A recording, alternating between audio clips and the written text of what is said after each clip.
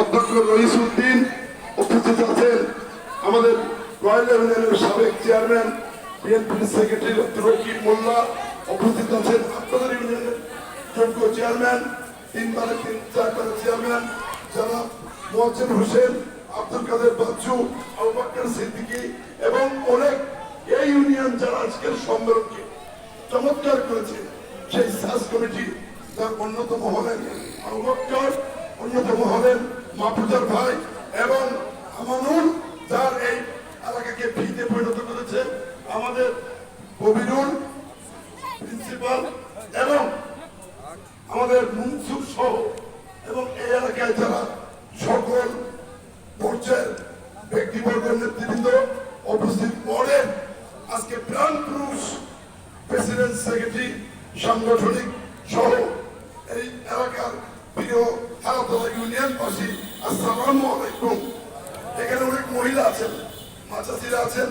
আমাদের প্রথমে শ্রদ্ধা জানাচ্ছি আমাদের প্রাণ প্রিয় নেতা, প্রায় 25 বছর যিনি এই দলের সাধারণ সম্পাদক ছিলেন, যিনি আমাদেরকে আজকে রেখে চিরদিনের জন্য বিদায় দিয়েছেন। আমরা রফিকুল ভাই পরিবারের প্রতি সমবেদনা এবং তার আত্মার মাগফিরাত কামনা করছি। আল্লাহ রাব্বুল আলামিন ক্যান্সারে তারপরে পানিতে ডুবে অ্যাক্সিডেন্টে মারা গেলে তিনি বেহেশতবাসী হন। আল্লাহ আল্লাহ তাকে বেহেশতবাসী করো, আল্লাহ তোমরা তাকে বেহেশতবাসী করো, তোমরা বেহেশতবাসী করো। সেই সাথে সাথে স্মরণ করছি আমরা আমাদের প্রিয় প্রাণ প্রিয় নেতা, যিনি স্বাধীনতার ঘোষক ছিলেন, শহীদ রাষ্ট্রপতি জিয়াউর রহমানকে শ্রদ্ধা জানাচ্ছি।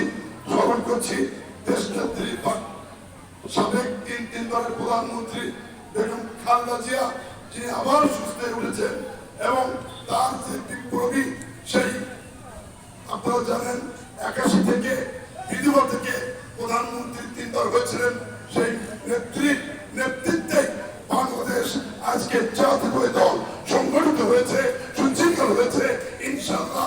এবং আমাদের প্রাণ নেতা বিএনপির ভারপ্রাপ্ত চেয়ারম্যান, আজকের বাংলাদেশের আগামী দিনের রাষ্ট্রনায়ক তারেক রহমানের পক্ষ থেকে আপনাদেরকে সকলকে শুভেচ্ছা, অভিনন্দন, স্বাগত জানাচ্ছি। বন্ধুগণ, সম্মেলন মানে আনন্দ, সম্মেলন মানে একটা মিলন, সম্মেলন মানে একটা দলকে তৃণমূল থেকে শক্তিশালী করা। কিন্তু মাননীয় ভারপ্রাপ্ত চেয়ারম্যান আমার প্রিয় নেতা তারেক রহমান যেটা চেয়েছে সেটা হলো তৃণমূলকে ঠিক করো। শহীদ রাষ্ট্রপতি জিয়াউর রহমান একসময় ইরান সরকার করে